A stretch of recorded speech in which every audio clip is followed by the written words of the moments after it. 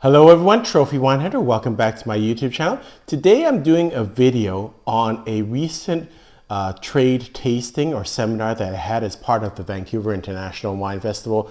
I was so honored to get a media accreditation, and that allowed me to get a pass into one of the trade tastings, which is not available normally for regular consumers. And why I needed that is because a lot of the stuff was sold out so early. All the wine dinners and all the seminars for consumers was sold out very quickly. So that's a pro tip for next year. Once it's announced, and I'll try and give viewers and subscribers early notice of that. Once it's announced, go out and grab your tickets for both the wine dinners and the seminars. So the seminar I attended was called Napa Valley Cabernet Takes Root, and we went through 8 high-end Cabernet wines, and I'm going to go through the seminar notes, but I thought I'd just do a little introductory talk before I do that. These are some of the wines. I don't think this was actually served there, but this is the Signorello estate. They actually serve the Padrone, which is even the higher wine, and then they serve the higher end of the Louis and Martini wine called Lot Number 1, and I'll go through the tasting notes of that.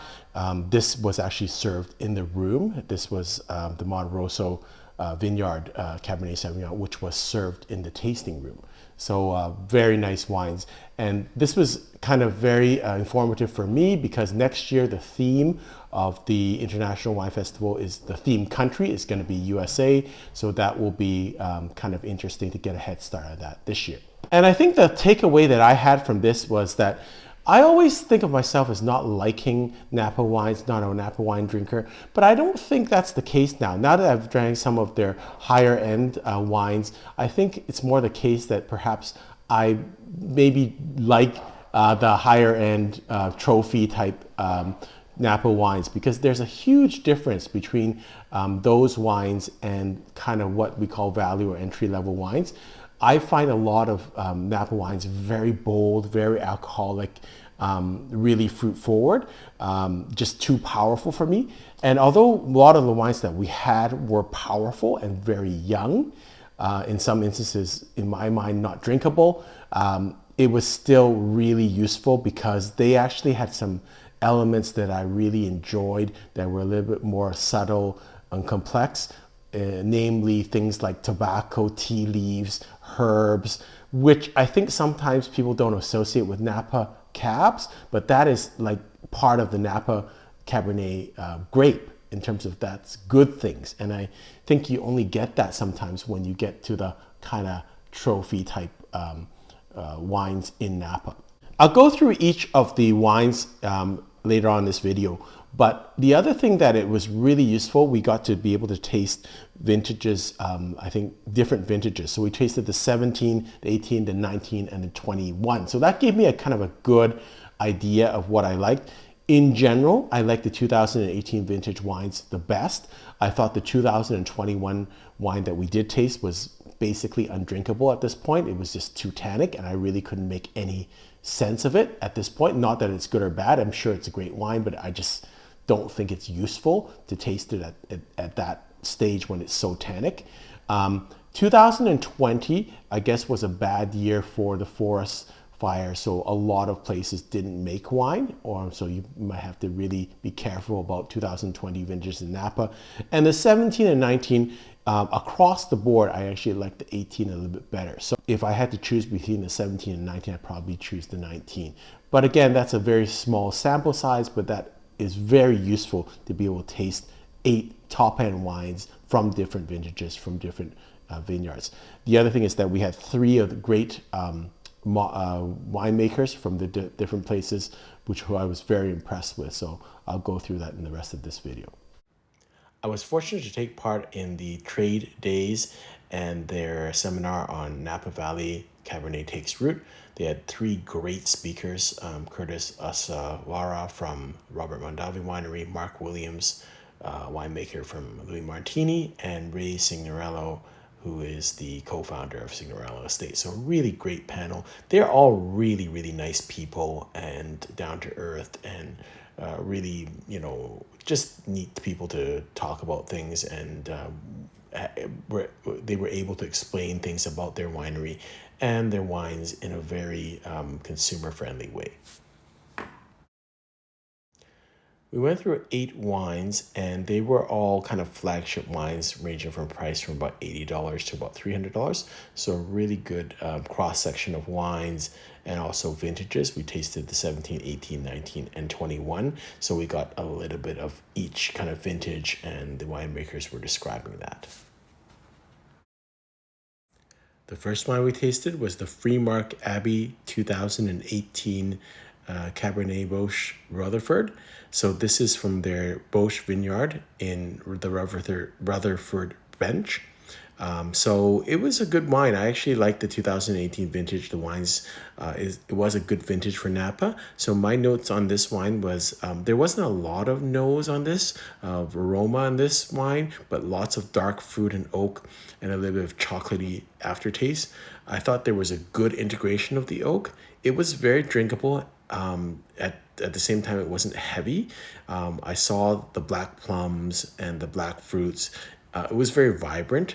And the winemakers did talk about this Rutherford dust in the tannins, which I actually didn't mind. It kind of has a dusty or kind of grainy type of texture in terms of the tannins. So I actually quite like this wine.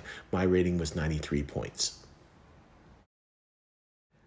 Next wine we tasted was the Provenance Vineyards 2017 Cabernet Sauvignon. So I could tell the difference in terms of the vintage. I thought this was not as strong a vintage. And across the board, as I started to taste more of the 17s, I did prefer the 18 and even the 19 wines to the 17. I know it's a very small cross section of wines. So this is basically it's grapes from different parts of the Napa Valley, 95% Cabernet Sauvignon. So my notes on this was it was quite slightly smoky and a little bit of burned toast on the aftertaste, less intense in the mid palate than the other Napa wines. So I did feel that the winemaker said the 2017 vintage was warm but had smaller crops, but I just didn't feel it had the same intensity. It didn't have the nice mid palate of the other wines. A little bit high on the acidity and a little bit short on the aftertaste as compared to the first wine. My rating of this wine was 87 points. Next wine is the Silverado Vineyards 2019 Cabernet Sauvignon, estate grown. It was taken from the grapes are taken from 3 different vineyards, 88% Cabernet Sauvignon. And again, 2019 vintage. I prefer these wines in general to the 2017s that were served, and I like the 2018 much better. So it is, I note that it is a higher elevation volcanic soil type wine. To me, in the taste, it was quite sweet in terms of the fruit, not as tannic as some of the other wines, but again, the intensity of the aroma wasn't as much. But I did get the kind of herb elements to this wine on the flavors, like sage and a little bit of minerality on the aftertaste. So I had it at 89 points. One note on this tasting, I thought the moderator was a little bit too assertive on this. I know she's a very knowledgeable person and an educator, but I would have liked to let her, the winemakers actually speak a little bit more. And it seemed like she led the conversation too much. And we didn't really go through the wines. I would have liked the winemakers to go through each wine and their tasting notes and kind of how they felt about it.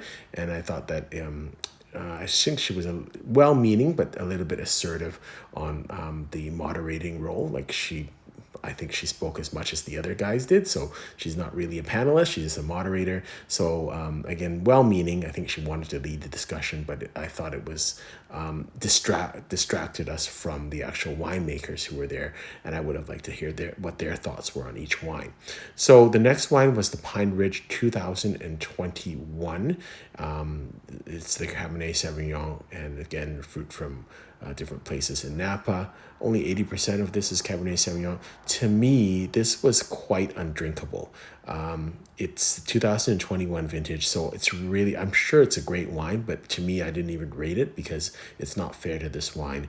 To me, right now, it's just lots of tannins. It's kind of young. It's kind of unbalanced. Got things going everywhere.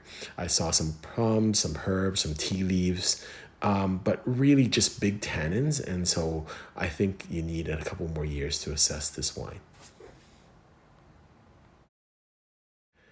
Next wine, I actually checked all the ratings of Wine Spectator after I rated the wines, and generally speaking, I'm in the ballpark. This one, I'm not even close to the ballpark, so I have a disagreement with what the Wine Spectator rating. They rated 93 points, and I am a fan of Dominus. I think Dominus is a great wine, but I was not a fan of this wine for some reason. I just didn't think this was in my taste preference at all, and so I don't agree with Wine Spectator rating on this one.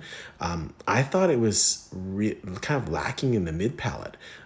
I thought the tannins were kind of really overbearing, and the fruit couldn't get out from there. And my notes were the fruit was taking a back seat to the tannins. So maybe it's just not ready yet. But my rating on this wine is like 87 points. The last three wines of the tasting were really the highlights because you had the actual people from the winery talking about their own wines, which I was really looking forward to. And again, I wish the moderator would have given them more time to just speak. She kind of led it a little bit, and they did talk about their history, but they actually didn't talk about their wine and their tasting notes much. They talked in generalities, and I wish they would have. And in fact, I had to approach the winemaker of Louis Martini afterwards to get a nice video on his tasting notes on the wine. So anyways, this is the Signorello 2019. This is their flagship wine, Padrone. So it is really represents their top end wine, and a lot of care that's put into this wine. So I like this wine, and after this, my tasting notes, you'll see a little video of Ray Signorello talking about the winery and also a selection of the grapes for the Padrone. My tasting notes was very balanced. It had herbs and tea leaves in the aftertaste. It was not aggressive in terms of the tannins, and I just noted that they have a new team starting with 2019 vintage. Ray has he's the owner, but he does understand he needs even more technical support, and so I think the wines will only get better after 2019 at Signorello. So after this, you'll see a couple of short videos where he talks about the winery and also the selection of the grapes for the Padrone wine. I was born in San Francisco. My father was born in San Francisco. My grandparents came over from Italy in 1904 and went through Ellis Island and ended up in San Francisco. So I was born there, but when I was very young, this is what it is we have many blocks. It's a single vineyard estate on the Silverado Trail, and we have many blocks. So we pick them all independently, and even within the blocks, we have multiple picks. So we have a lot of different pieces to work with, and then we use different barrel coopers, different oak types, different toast levels. So we've got a lot of pieces. And then what we do is, through the year or two, as the wine's evolving in the barrel, we go through and kind of make our decisions what we think is the best. Next, we had the Louis Martini Lot number 1 Cabernet Sauvignon from 2018. This was my favorite wine of the tasting, and 2018 is a great vintage, and this represents, again, their flagship wine, the best grapes from their vineyard, and in particular this Stagecoach vineyard, which they're very proud of. I thought the winemaker, Mark Williams, was the nicest or the best presenter of the people that presented. All of them were great people and all of them were knowledgeable. I thought Mark had that real honest approach. I think he's the type of guy that will tell you the kind of honest truth, even if you don't want to hear it. So I really like that about him, and he seemed to be kind of very straightforward about things, and he kind of didn't really mince his words. So I like that about winemakers. And so my notes on this, and in fact, I got him to do a short video after this to kind of talk about his wine, because I didn't think he had enough time to talk about his wine. I thought this was the best wine of the tasting. It was well balanced and was the most complete wine. It had smoothness and it was drinkable now, but I think definitely be better in 10 years. And you'll see, you can follow my YouTube video where he actually goes through the tasting notes, which maybe I'll put at the end of this video. And somehow got into winemaking. Bought some grapes at a farmer's market and decided he wanted to try to make wine. And that first wine he made was horrible. Very bad. But as the stories go, Lewis M was a hardworking, determined man, and he went back to Italy actually because his English wasn't good enough to take classes in California. Went back to Italy, took some classes, came back, and kind of started his wine career. And he moved around in Northern California and San Francisco. He had a winery in the back of his house. He moved to Pleasanton. He ended up going down to the Central Valley of California, and around that same time, Prohibition hit. And he survived that by working with wineries that were making sacramental wine. He was working with companies who were actually making juice concentrate, and he was selling the juice to people around the U.S. who would make home wine out of it. I think there was a stipulation in the Volstead Act that was 200 gallons of juice per household. Like, seems excessive, right? 200 gallons of juice.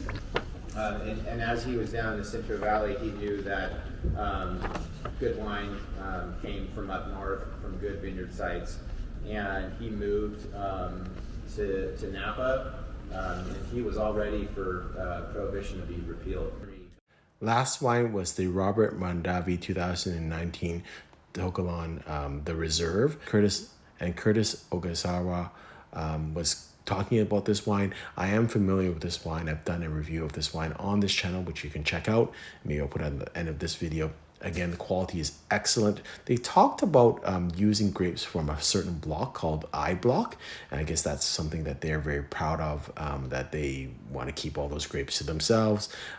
My tasting note, it was like more kind of a paste, like a puree in terms of black fruits, but they had licorice and tobacco and a little smoky, in a good way, oakiness at the end. Of course, it still needs time, but I thought it was also an excellent wine, 94 points. Is that every year you have a new opportunity to improve, to learn from your mistakes and make better wine. It's like a cyclical thing. Like I was a wrestler in college, and you always have that season, the off season, you're training to get better, and that's exactly what we do in the winemaking industry. We're always trying to learn from the last vintage to see where we can grow. How can we irrigate better? How can we manage our vineyards better so that we can push the quality of each block within Tokalon and all. All in all, a great tasting. I really learned so much about the vintages and also about my own understanding of Napa wines. And I do have a new appreciation of Napa wines.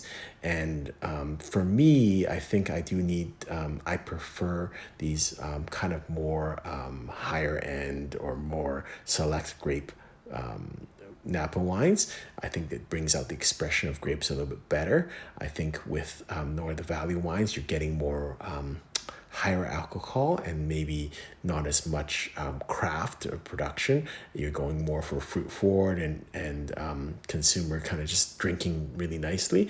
I think a lot of these wines have a lot of subtlety, and with age, they will really develop very nicely. So I can see the potential in a lot of these wines, and it really has given me a different perspective on Napa wines. I used to think they couldn't age. I think you do need to, just like other places in the world, top-end wines, you do need to age for a substantial amount of time before you can really judge them and appreciate them. Hope you've enjoyed this video. Until next time, happy drinking.